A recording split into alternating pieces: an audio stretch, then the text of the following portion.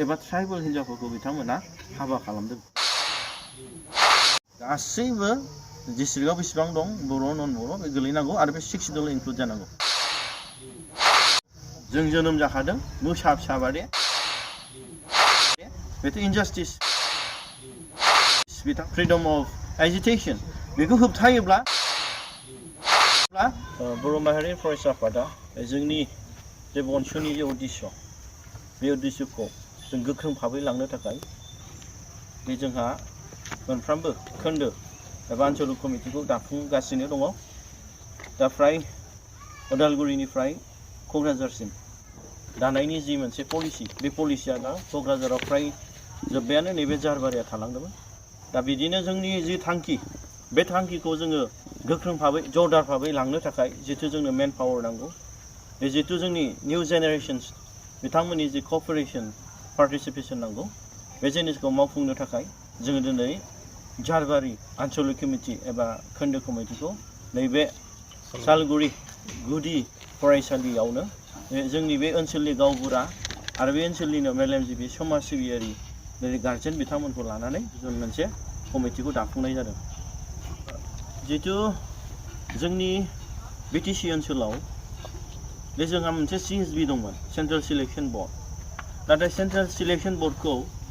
बे 3 इयार्स जाबाय बेखौ डिफां खालामनानै दोनदों आरो बिनि सायाव गोदान मोनसे जोंनि बिटिसि गभर्नमेन्टआ सेन्ट्रेल रिक्रुटमेन्ट बर्ड दादोंमोन। नाथाय बेबो दिनै फांसन खालामनायखौ जों नुनो मोनाखै। गतिके जोंनि 6 शिड्युल बिटिसिआव जि मोनसे जोंहा ट्राइबेलफ्रा मोनसे साख्रि मोननायनि जि अधिकार दंमोन बे अधिकारखौ दिनैनि बे बोसोरथामनि गेजेराव जों मोनसेबो जों नुनो मोनाखै। आरो बे 2020नि उननिफ्राय जेब्ला थर्ड बड' एकर्ड जायो BTR बेनिफ्राय दिनैसिम 3 इयार्स जि बर' लाइमोनफ्रा जे थांनाय 2003नि गेजेराव जि गोबां कलेजेस इउनिभारसिटि जितु बड' लिबारेशन टाइगार बिथांमोना लाबोदोंमोन। दा बेवहाय फरायनानै जे गोबां जोंनि बर' लाइमोनफ्रा गोरों गोरों दिनै ओंखारबाय MA pass BA pass engineering CIT गोबां माने बै सेंग्राफ्रा बै सिख्लाफ्रा मोनसे गोदान एकर्डनि गेजेरजों एमप्लयमेन्ट अपरचुनिटिया फैगोन होननानै मोनसे फोथायनाय दंमोन। नुनो मोनदों जे BTC ओनसोलाव गोबां पस्ट खालि जानानै दङ आरो बै पस्ट खालि जानायखौ दिनै स्टेटनिफ्राय डाइरेक्टलि बिथांमोना रिक्रुट खालामहरदों। दा जोंनि BTC गभर्नमेन्टआ बेनि सायाव बेसेबां एवेयर दं एबा कनसियास बेखौ जों मिन्थिनो थाङा। खिन्थु जोंनि नलेजाव बे डिपार्टमेन्टनिफ्राय जि इनफरमेसन फैयो दा बै माखासे भेकेन्सि पस्टखौ स्टेटआ डाइरेक्टलि बिथांमोना पस्टखौ रिक्रुट हरबाय थादों आरो बे पस्टखौ फिलआप खालामबाय थादों आरो बिथांमोना गावसिनि बै खालि जानाय बै माने पस्टखौ गावसोरो गोदान स्टेटआ रिक्रुट खालामनानै लादों। बेफोरखौ नायोब्ला बे जोंनि BTCनि ओनसोलनि जितु लाइमोनफ्रा जाय साख्रि मोननांगौमोन बे जिनिसा बन्चित जादों। थारमाने बियो बन्द जानानै दं आरो बेखौ जों नुहुरदों दे फैबाय थानाय समाव जोंनि बर' लाइमोनफ्रा स्पेसियलि ट्राइबेल लाइमोनफ्रा जोंनि 6 शिड्युल BTCआव जि अधिकार जोंहा दंमोन बे जिनिसा गोमालांदों। ओंखायनो जों रिक्वेस्ट खालामदों दानि BTCनि मानगोनां दैदेनगिरि बिथांमोनखौ जोंनि मानगोनां CM प्रमद बर' बिथांखौ जों रिक्वेस्ट खालामदों जे नोंथांमोना CSBखौ थाबैनो दाफिननानै जितु रिक्रुटमेन्टनि जि पलिसि जितु गोबां भेकेन्ट पस्ट जानानै दं मोनफ्रोमबो डिपार्टमेन्टआव नाथाय नोंथांमोना बै लाइमोनफोरनो गोरों गोरों लाइमोनफोरनो साख्रि होनायनि बेबस्थाखौ खालामो बेखौ जोंनि बर' माहारि बनसुआ जों रिक्वेस्ट खालामहरनाय नोंथांमोननिसिम थाबाय। इनिसियेटिभ लादों बा लागोन बे सैथो खोथा। जितु जोंनि नायल' जाल' मोनसेल' इउनिभारसिटि बड'लेण्ड इउनिभारसिटि बेवहाय जितु BTC ओनसोलनि गासैबो कलेजेसफ्रानो आन्डार बिनि इउनिभारसिटिनि गेजेराव गोलैयो। दा बै कलेजेसफोरनि छात्रफ्रा जितु इउनिभारसिटिनि जे मोनसे रिजाल्ट डिग्रिनि जि डिक्लेरेसन होनांगौमोन बिथांमोना बेखौ राइट टाइमाव होयैनि थाखाय जोंनि बै BTCआव बेसेबां कलेजेसफोर दं स्टुडेन्टसफोर दं इउनिभारसिटिफोराव एडमिशन लाहैनायाव टेक्निकल प्रब्लेम जादों माने राइट टाइमाव बिथांमोना लाहैनो हायाखै। एग्जाम्पल हिसाबै कटनाव एबारावबो बिथांमोना BTC ओनसोलनि कलेजेसनि स्टुडेन्टसफ्रा एडमिशन मोनाखै। दा बेयो एक्चुअलि बिराद गिदिर मोनसे सिन्था खालामनांगौ जिहेतु जोंनि इउनिभार्सिटिया राइट टाइमावहाय जे स्टुडेन्टसफोरनि रिजाल्टखौ होआब्ला बै गुबुन स्टेटनि जे मोनसे एडमिशननि पलिसि बेयाव जों राइट टाइमाव सफैनो मोना आरो बेयावहाय जोंनि कलेजाव फरायनाय स्टुडेन्टसफ्रा डिप्राइभ जायो आरो आङो रिक्वेस्ट खालामदों जिहेतु जोंनि बिटिसिनि दानि CM प्रमद बर' बिथाङानो इडुकेसन डिपार्टमेन्टनि बिथाङानो इनचार्ज जिहेतु इडुकेसन डिपार्टमेन्टआ इउनिभार्सिटि एबा कलेजेसफोरखौ बिसोरनि आन्दारावनो सुपारभाइज खालामो दायित्व लायो जिहेतु इडुकेसन डिपार्टमेन्टआ मोनसे ट्रान्सफार साबजेक्ट बिटिसिनो हरखानाय जिहेतु मानगोनां बिटिसिनि CM प्रमद बर' बिथाङा जिहेतु इडुकेसन डिपार्टमेन्टआ बिथांनि आखायाव दं बिथाङा बेखौ मोजां नायबिजिरनांगौ आरो इडुकेसननि सायाव बिथाङा मोजां दायित्व लानांगौ मानो होनब्ला दा इउनिभार्सिटि बादैखौ बिथाङा गावनिनो डिपार्टमेन्ट हिसाबै दिनै बिथाङा नायनांगौमोन दा बिथाङा मोजां रोखोम नायनो हायाखै जों बेखौनो बुंगोन जे बिथाङा बे इडुकेसन डिपार्टमेन्टनि सायाव मानो होनब्ला मोनसेल' इउनिभार्सिटिखौ जितु राइट टाइमाव एग्जाम होनो हायाखैब्ला राइट टाइमाव मार्कशिटखौ बरननो हायाखैब्ला टटेलि बे नों एथ' गिदिर मोनसे रेसपन्सिबिलिटि बै स्टुडेन्टसफोरनि लाइफखौ बरबाद खालायनाय सोरबा बे माने बोसोरसे लस जानानै थानाय जि कलेज इउनिभार्सिटियाव फरायनांगौ एडमिसन मोननांगौमोन बेखौ दिनै माने बन्द' खालामनाय बिसोरनि सिमांखौ दा बियो मोनसे जोंनि थाखाय बिराद खहा बेनि थाखायनो जों बिथांखौ रिक्वेस्ट खालामदों मानगोनां CM प्रमद बर' जाय इडुकेसन डिपार्टमेन्ट बिनि आखायाव दङ दा इउनिभार्सिटिल' नङा गोबां कलेजेसफ्रावबो जेंना दं दा गोबां कलेजेसफ्रावहाय दिनै साप'ज लाइक जोंनि BEd कलेज बादियावहाय जे नन बिटिसिनि स्टुडेन्टसफ्रा फैनानै एडमिसन लाफैदों दा बेवहाय जोंनि इडुकेसन डिपार्टमेन्टआ ट्रान्सफार साबजेक्ट हिसाबै बिनि सिलेक्सन प्रसिडियर्सखौ जोंनि डिरेक्टर इडुकेसन बिटिसिना खालामोमोन नाथाय स्टेटनिफ्राय डाइरेक्ट हरनानै सोरबा धुब्रि नलबारि सोरबा बङाइगावनि दा बिथांमोना फैनानै जोंनि जि मोननांगौ जोंनि बे बिटिसि ओनसोलनि स्टुडेन्टसफ्रा बिथांमोननि जायगाखौ लाफैनायखौ जों नुनो मोन्दों बेनि थाखायनो बिथांखौ जों रिक्वेस्ट खालामदों जाहाथे बिथाङा गावनि जि मोनसे दायित्व दङ डिपार्टमेन्ट बेखौ मोजाङै दायित्व लायो आरो जाहाथे जोंनि गथ'फ्रा फिउचाराव जोंनि कलेजेसफ्रावनो जोंनि जायगायावनो जों एडमिसन मोनो आरो प्लास जोंनि स्टुडेन्टसफ्रा बैफोरबादि माने माबानिफ्राय डिप्राइभ दाजाथों माने मार्कशिट मोनै एबा एडमिसन मोनैनिफ्राय दा बिथांनिसिम जोंनिफ्राय रिक्वेस्ट जाबाय प्रेजेन्ट सिटुएसन बे प्रेजेन्ट सिटुएसनाव माखासे डिपार्टमेन्टनिफ्राय जे जों इनफरमेसन मोन्दों बेवहाय माने बिराद माने सिन्था खालामनांगौ जानानै दङ जों सानि गेजेर सा जायोबा जों नुनाय नङा खिन्थु बिथोराव जेब्ला हाबगोन जों बेयाव नुदों जारिमिनाव नायोबा जों नुनो मोन्दों दे जोंहा आलादा रायजो मोनोबा एबा निजे खुंथाय मोनोब्ला जोंनि मानसियानो सोरबा अफिसार जानांगोन केरानि जानांगोन सोरबा सुकिदार जानांगोन सोरबा जुथा सुग्रा सोरबा लेब सुग्रा सोरबा खानाय सिनग्रा दा बैफोरखौ नायोब्ला बे दानि परिबेसाव मा नुनो मोन्दों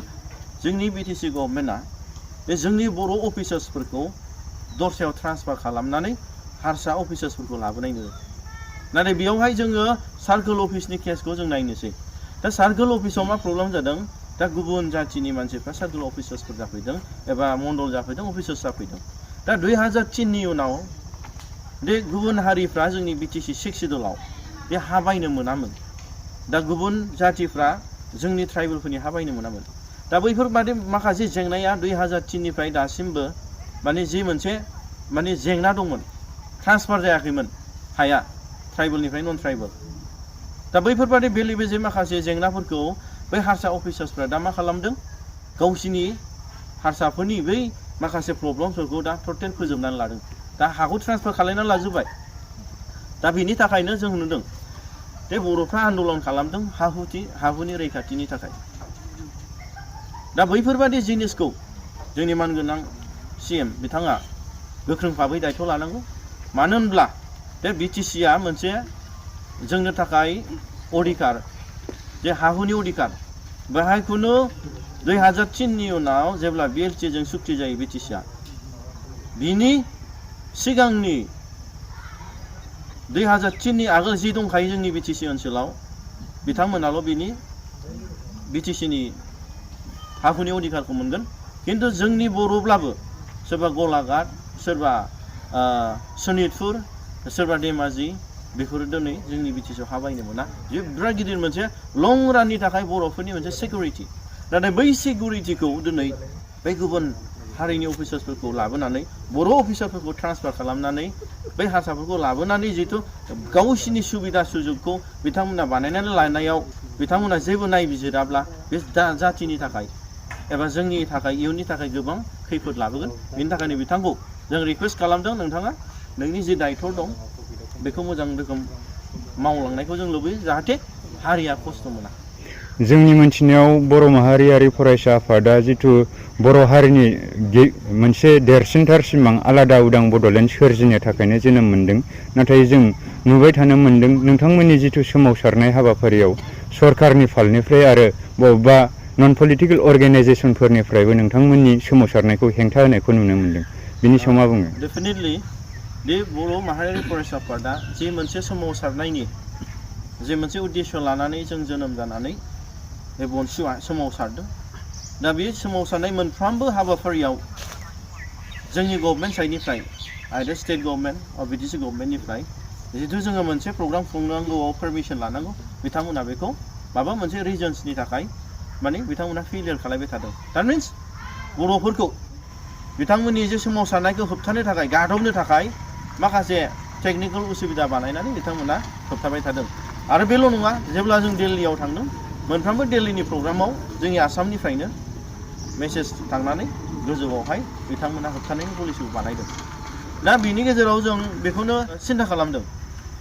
जितु आन्दलनाव गोदोनिफ्रायनो जों नुनो मोनदों बे मोनसे असमियाफोरनिफ्राय एबा असमियाफ्रा जोंनि बर'नि माखासे आफादफोरखौ बाहायनानै जितु जोंनि मुभमेन्टखौ होबथानायनि जे पलिसि बे पलिसिया गोदान बाथ्रा नङा नाथाय बिनि गेजेरावबो बर' माहारि फरायसा आफादा जों जेननानै थायाखै जों जोनोम जाखादों मोसा फिसा बादि नेरनानैसो आरो जों नेरनानै थांगोन आरो बिनि थाखायनो गभर्नमेन्टआ जितु भारतनि संबिधाननि जे मोनसे मोन्थाय अधिकार right freedom of speech freedom of agitation बेखौ होबथायोब्ला जोंबो नन भायलेन्सबाबो जोंबो बाहागो लानानै जोंनि मुभमेन्टखौ बर'फोरनि देरसिन सिमांखौ जों जाफुंसार होनायाव जों मैखोम भाबै बाहागो लागोन मानो होनब्ला जों नुनो मोनदों दाख्लै उदालगुरि डिस्ट्रिक्टनि डेपुटि कमिशनार बिथाङा जुदि एसपिआ एनअसि अलरेडि हरखाबाय बेखौ माने बेखौहाय एक्सेप्ट खालायालाब्लानो डेपुटि कमिशनारा जोंनि माखासे पलिटिकेल लिडार्सफोरनि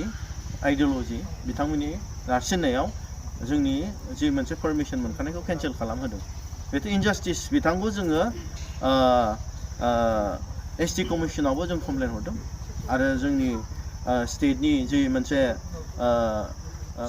मोनसे नायबिजिरनायनि जिहेतु जोंनि राइट्स ट्राइबेलफोरनि बेनि एगेन्स्टआव जोङो दैथायहरदों आरो बिथाङा अन चार्जआव जानानै दङ आरो बिनि गेजेरावनो जोङो बिथांमोना माने नन भायलेन्सनि माने आन्दलनखौ होबथादोंब्ला जोंबो भायलेन्सजोंबाबो थांगोन होननानै जोङो वान डे जों बन्द' खालामदों आरो बेनि गेजेराव जों उनफिननानै थाया निस्सय फैबाय थानाय समाव बर' माहारि फरायसा आफादा जोंनि आन्दलनखौ जों गोख्रों भाबै लांबाय थागोन जोंनि बिटिसिआव जितु 60टा मोनसे कनस्टिटुवेन्सि बानायनाय बे बानायनायाव बर' माहारि आरो फरायसा आफादा जेबो बुंनांगौ गैया बानायनांगौ बारायनांगौ जोंनिनो मोजां नाथाय मोनसे टेकनिकेल प्रब्लेमखौ साफ्रोमबो बर'फ्रा मिथिनानै थानांगोन जे 2003नि जितु बिटिसि सुक्तियाव जि मोनसे कनस्टिटुवेन्सि दादों 40टा एन्ड इलेक्टेड ओमफ्राय 6टाया माने नमिनेटेड टटेल 46 दा बै 40टा इलेक्टेडआ बेवहाय 75% रिजार्भेसन 40टानि गेजेराव 30टाया एसटि ओमफ्राय मोनबाया जेनेरेल मोनबाया अपेन दा एखे कन्डिसनखौ दिनै स्टेट गभर्नमेन्टआ पलिसि खालामनानै जोंनो होफिनाब्ला 75 रिजार्भेसन 75आवहाय आउट अफ 60 40टाया एसटि रिजार्भ जागोन आरो 10टाया अपेन 10टाया जेनेरेल दा बे जिनिसखौ बिथांमोना होआब्ला जोङो 60टा समस्तिखौ बारायनायनि खुनु माने दरखार गैया मानो होनब्ला जेनेरेल 10% रिजार्भेसनखौल' बिथांमोना होयोब्ला जोंनि बर'फोरनो बेवहाय अनलि जोङो 60टायाव 60टायाव 6टाल' 6ल' जोङो एसटि जों मोनगोन रिजार्भेसन अब्ला जोंहा नांनायनि जोंहा दिनै खस्थ' खालामनायनि जोंहा खुनु लाब थानाय नङा गतिके आरो बिनि गेजेराव बांसिन गिनांगौआ जाहैबाय जिहेतु थांनाय स्टेटनि जे एसेम्बलि प्लास सेन्ट्रेलनि जितु एमपि सिट जितु मेम्बार अफ पार्लियामेन्ट बेवहाय जि मोनसे डिलिमिटेसन प्रसेसखौ बानायबाय जितु आसाम गभर्नमेन्टनिफ्राय जोंनि बर' नेताफोरखौ बर' लिडार्सफोरखौ खुनु बिथांमोना इनभल्भ खालामाब्लानो दिनै बे एसेम्बलि सिट्सखौ बिथांमोना बानायबाय बेवहाय दिनै समस्तिया जोंनि बिटिसि ओनसोलाव 12थानिफ्राय 15था जादोंमोनलाय मा जानो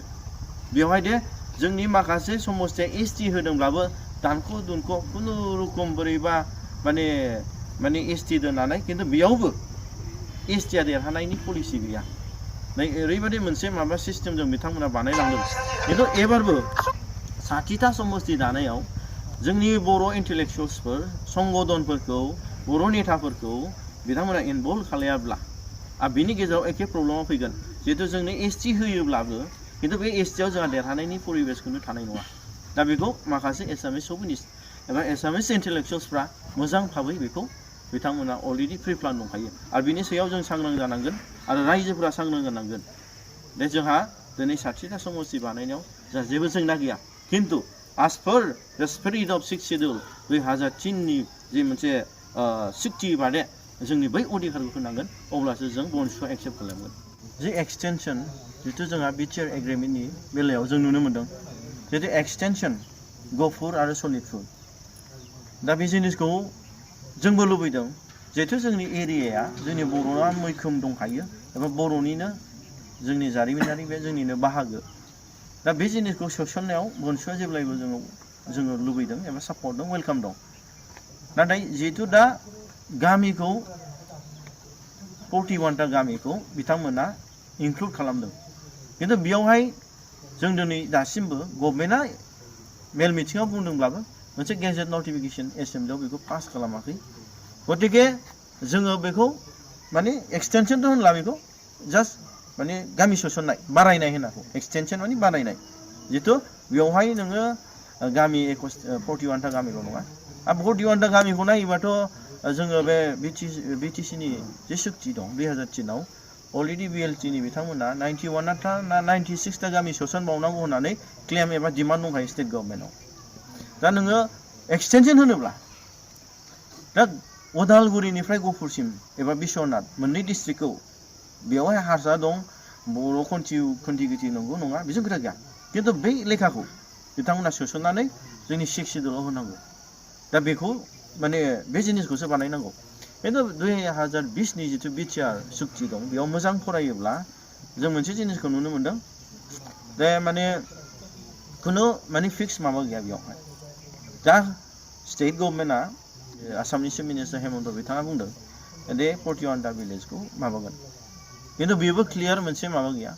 स्पष्ट नङा एबा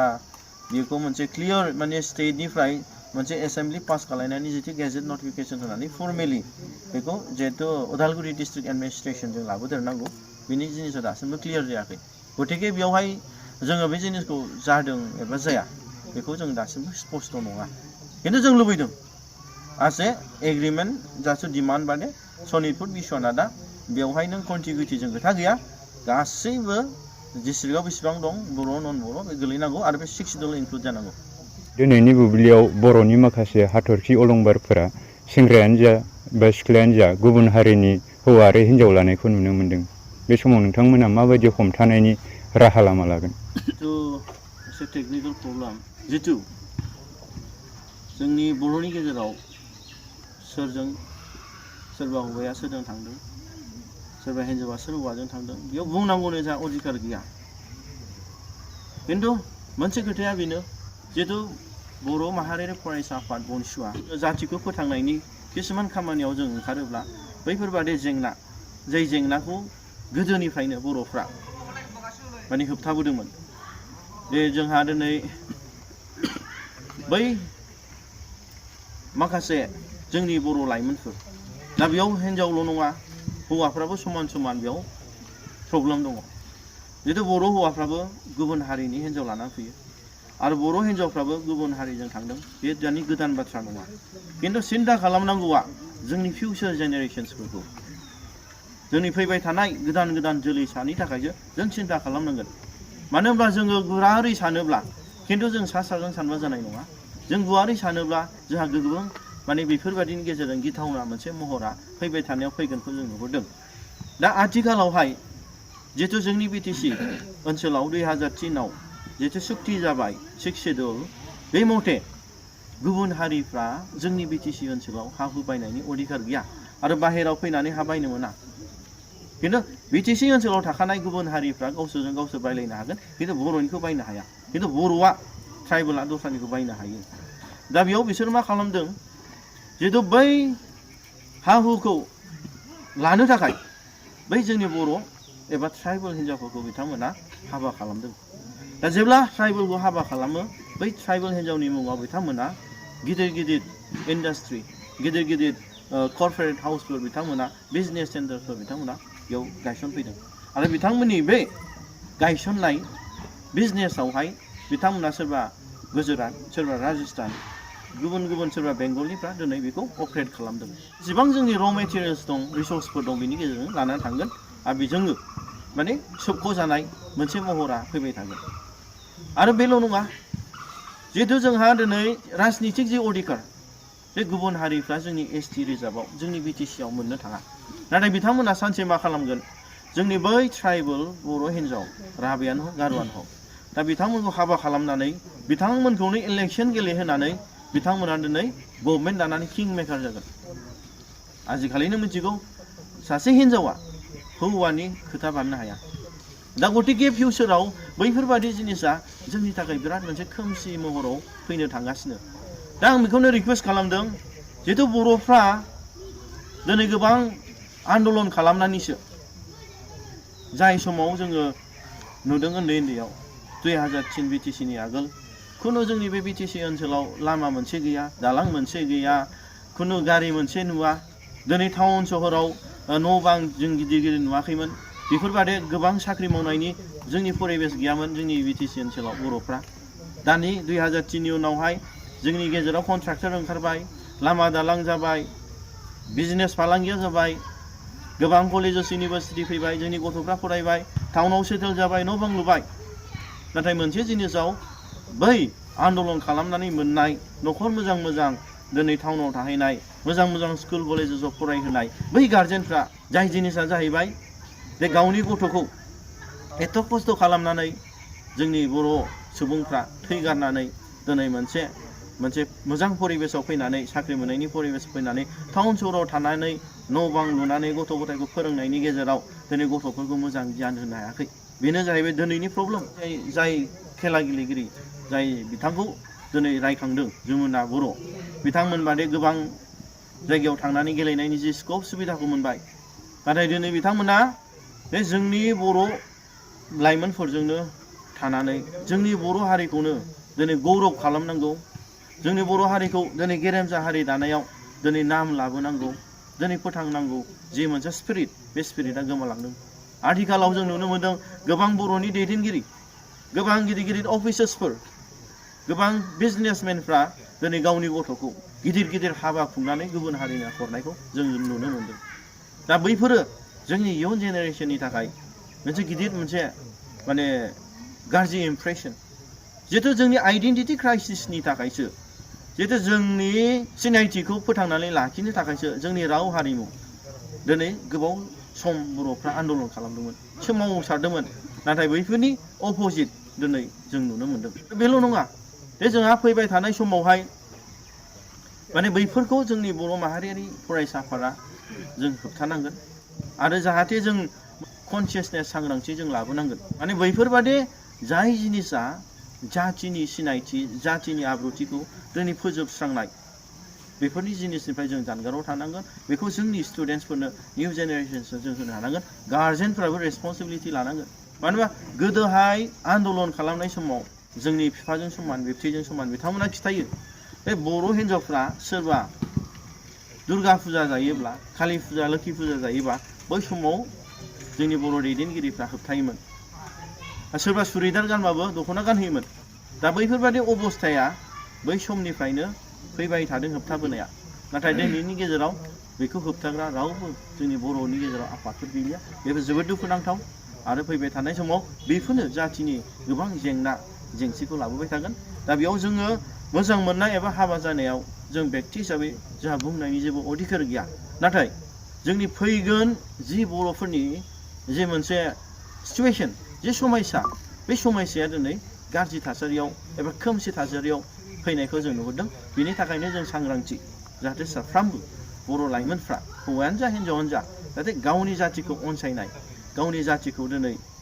अननो रोंनाय एबा फोजौनो एबा फेहेरनो एबा मुं लाबोनो थाखाय मावनाय एबा साननायाव थानो थाखाय जों